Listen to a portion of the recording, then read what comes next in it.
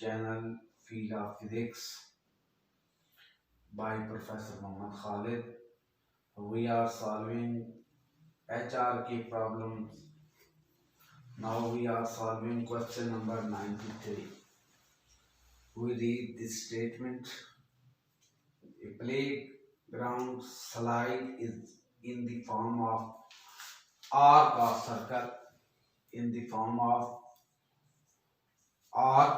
of circle, that has radius r is equal to 12 meter, and maximum height of the slide h is equal to 4.0 meter, and the ground is tangent to the circle. अभी मैं आपको समझाऊंगा ये diagram से.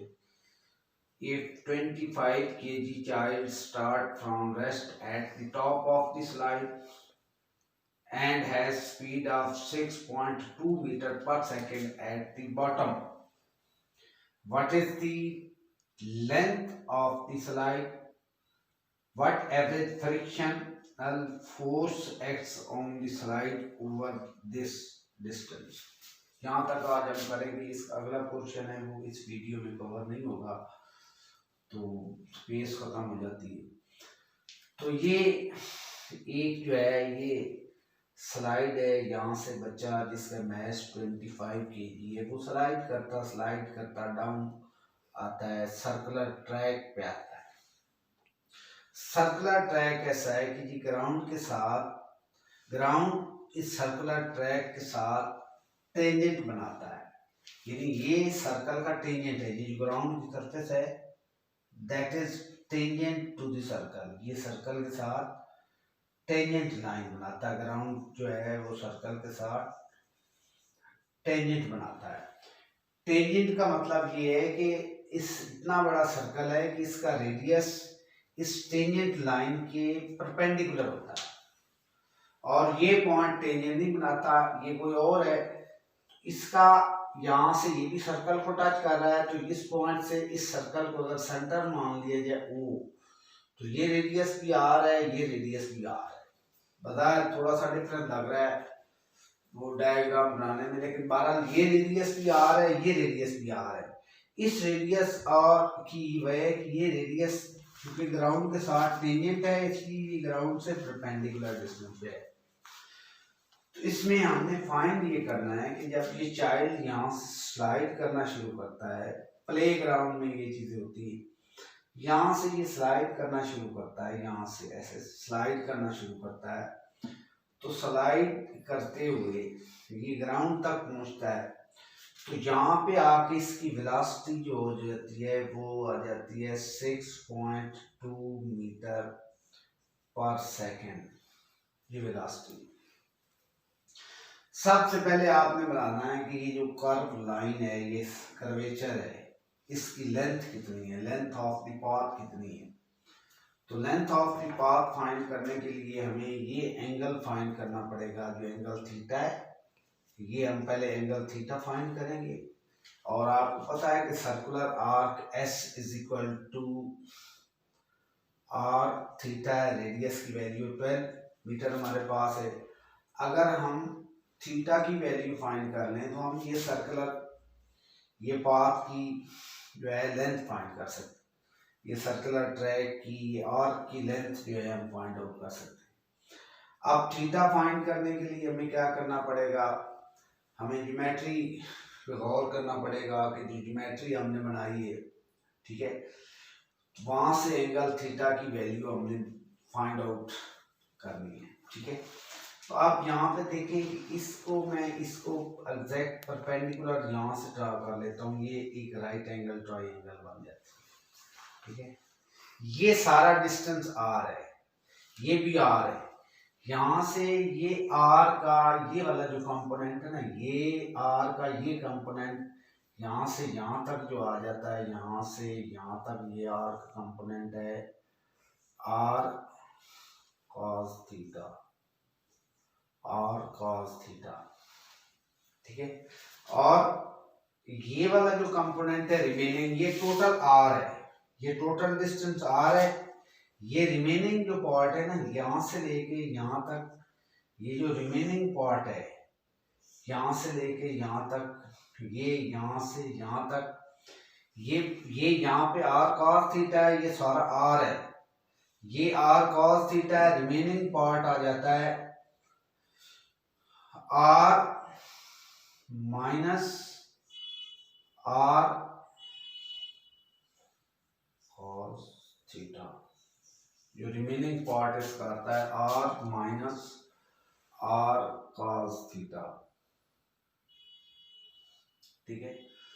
और आप diagram से जरा गौर से देखें तो इसमें एच की वैल्यू क्या आ रही है, एच की वैल्यू क्या आ रही है, थीटा तो ये एंगल है, ये सारी जो है ये हाइट एच है, ये हाइट एच है, ग्राउंड से लेके हाइट एच है।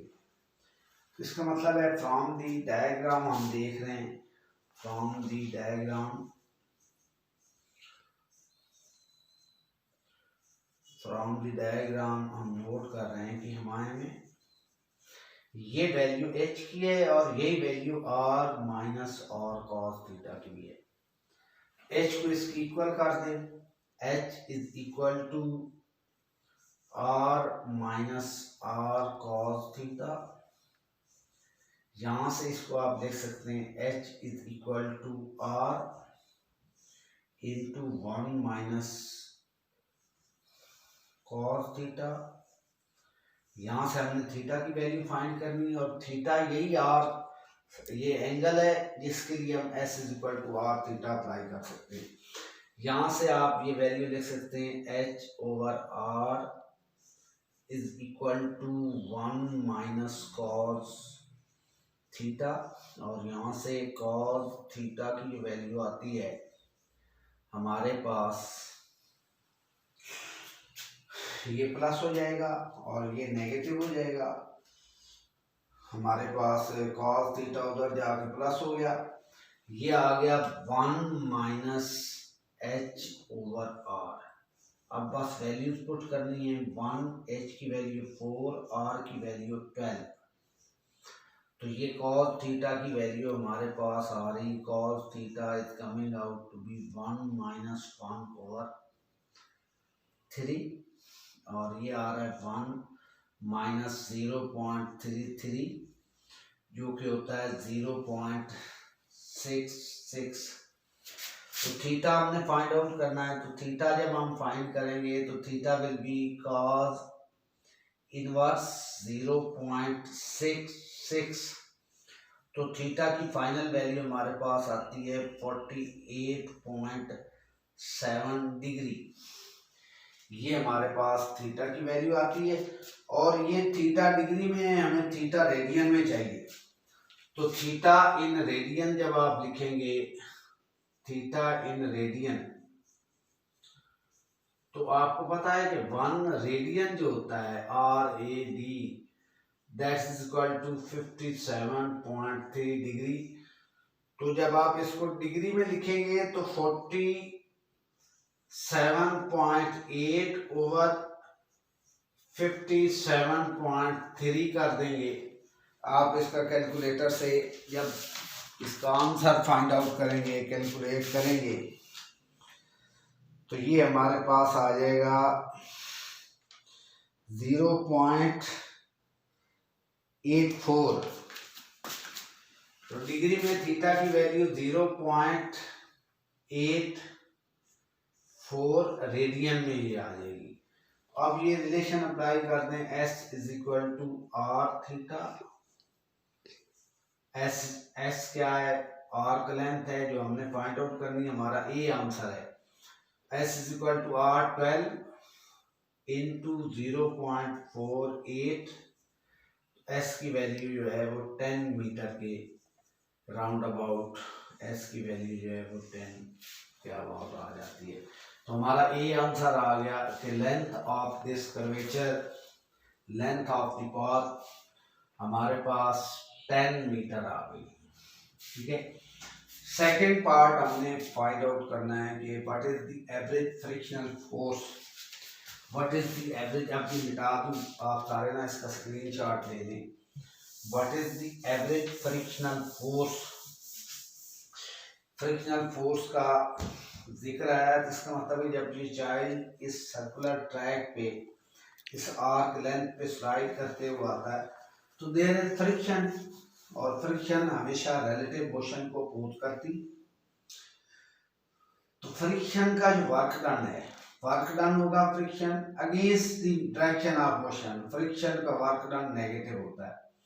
तो वर्क डन बाय फ्रिक्शन जो होगा दैट हेल्प्स मतलब to decrease the total mechanical energy. तो मैकेनिकल एनर्जी टोटल जितनी डिक्रीज होगी वो वर्क डन बाय फ्रिक्शन होगा। तो इसका जनरल हम लिखते होते हैं कि work done by friction, work done by friction is equal to loss in mechanical energy होता है। यह रोजाना ये क्वेश्चन में ये चीज बताई जाती है ताकि आपके कॉन्सेप्ट बन जाए। अब आप देखेंगे फ्रिक्शन का वर्क डन क्या है कि ये फोर्स एफ है, अभी हमने ये फाइंड आउट करनी, डिस्टेंस इतना है, ये फोर्स एफ इतने डिस्टेंस लगी है एस, तो 10 फाइंड कर दिया, एफ क्रॉस एस, एस की वैल्यू बाद में पुट कर देंगे। अब फ्रिक्शन में लॉस है, ठीक है, फ्रिक्शन में लॉस है, इनिशियल टोटल मैकेनिकल एनर्जी में लॉस है, सॉरी इनिशियल मैकेनिकल एनर्जी, इसको आप जीरो पोटेंशियल एनर्जी ग्राउंड को ले लें, जीरो पोटेंशियल एनर्जी लेवल इसको ले लें। तो यहाँ पे चाइल्ड जब वो स्टार्ट करता है तो उसकी पोटेंशियल एनर्जी होती है mgh, और रेस्ट स्टार्ट करता है तो काइनेटिक एनर्जी है नहीं, that is initial mechanical energy minus final mechanical energy. यहाँ ग्राउंड पे पहुंचेगा तो उसकी वेलोसिटी है 6.2, तो इसकी होगी काइनेटिक एनर्जी हाफ mv 6.2 का स्क्वायर, और पोटेंशियल तो ग्राउंड लेवल पे आ गया, जब ग्राउंड लेवल पे आ गया तो उसकी पोटेंशियल एनर्जी जो है वो जीरो। अब वैल्यूज पुट करते हैं, f इनटू s की वैल्यू 10 आई है, m की वैल्यू हमारे पास 25 है, चाइल्ड का मैस है, g की वैल्यू 9.8 है, और हाइट जो है वर्टिकल डिस्प्लेसमेंट जो है वो 4 है, आई है, h की वैल्यू 4 है, माइनस यहाँ पुट करते हैं 1.2 को 0.5 लिख लें, मैस ऑफ चाइल्ड हुई 25 और फिर 6.2 का स्क्वायर। इसको जब सॉल्व करते हैं तो f into 10 is equal to ये आता है 980 और ये आता है 480.5। मैंने कैलकुलेशन की है, आप इसको काउंटर चेक कर सकते हैं। तो ये हमारे पास जो वैल्यूज आती हैं, ये f अगर इस 0.5 को अगर हम छोड़ भी दें तब भी बात बन सकती है। तो 980 से 480.5 जाएगा, तो रिमेनिंग हमारे पास जो बचेगा वो 499.5। हमने फ्रिक्शन की वैल्यू फाइंड करनी है, तो 10 इस पे जाके डिवाइड हो जाएगा, ठीक है, 10 पे डिवाइड हुआ तो ये आ गया 49.9 Newton, that is the value of the friction. अब नेक्स्ट इसका पार्ट है वो कल वीडियो अपलोड करेंगे, उसमें हम इंशाल्लाह उसको डिस्कस करेंगे। उसका ब्रीफ आपको बता दूं, यहाँ पे अब खत्म हो गई, उसका ब्रीफ आपको बता दूं कि अब ये पहले ये ग्राउंड के साथ सर्कल टेंजेंट था, अब ये इस वर्टिकल लाइन के साथ सर्कल टेंजेंट है, यानी अब ये सर्कल का रेडियस इधर शिफ्ट हो जाएगा, ये टेंजेंट लाइन बनाएगा ना, ये टेंजेंट लाइन है, तो टेंजेंट लाइन पे रेडियस परपेंडिकुलर रहता है। अब सर्कल का इस तरफ जो है एक्सपेंशन नहीं बल्कि ऐसे हो जाएगी। तो अगर आप खुद से कर रहे हैं तो ठीक है, पूछा हुई गया है कि अब आर्क लेंथ कितनी होगी जब ये टेंजेंट लाइन हो जाएगी वर्टिकल वाली, और अब फ्रिक्शनल फोर्स कितनी होगी जब उसमें उस आर्क लेंथ में मैकेनिकल एनर्जी का लॉस होगा। Thank you very much. Allah.